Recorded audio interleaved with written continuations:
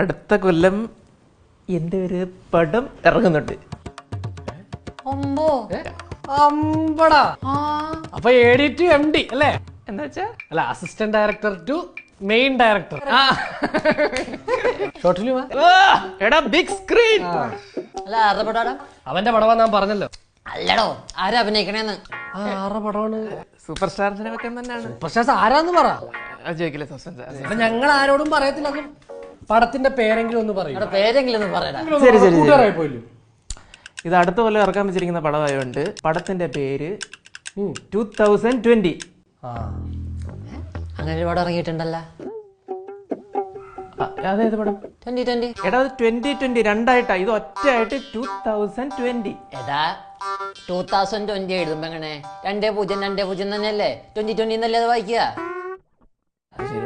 അതാ അക്കത്തിലാണെങ്കിൽ അത് വിഷയമാവും. 2020 എന്ന് എല്ലാരും വിചാരിക്കത്തുള്ളൂ. നിന്റെ പടാന്ന് വിചാരിക്കില്ല. നമുക്ക് 20ാം നൂറ്റാണ്ടെന്ന് ഇട്ടാലോ? അങ്ങനെ പടം അങ്ങനെ പടം 21ാം നൂറ്റാണ്ട് അത് ഇറങ്ങിയിട്ടുണ്ട്. നീ ടെൻഷൻ അടിക്കല്ലേ? നമുക്ക് ഈ പടത്തിന്റെ ലൊക്കേഷൻ എവിടാ? ചെന്നൈ. അങ്ങനെയാണ് നമുക്ക് ഈ 2020 മദ്രാസ് മെയിൽ ഇട്ടാലോ? എന്നാ താമ്പോ 2020 ഫീമെയിൽ കോട്ടയം നിറോ? എടോ, പടം നടക്കുന്ന ചെന്നൈയിലാണോ എന്നും പറഞ്ഞ് ഇറങ്ങിയ പടത്തിന്റെ പേരിട്ട് ശരിയാവും? പിന്നെ ഉള്ള പടത്തിന്റെ പേരൊക്കെ നാട്ടുകാരിട്ട് കഴിഞ്ഞാൽ അവരിടാൻ പടത്തിന്റെ പേര് വേണ്ടേ? എന്റെ പടം ഞാൻ ഈ കൊല്ലം ഇറക്കിക്കോളാം. പടത്തിന്റെ പേര് 2019 ഇട്ടോളാം.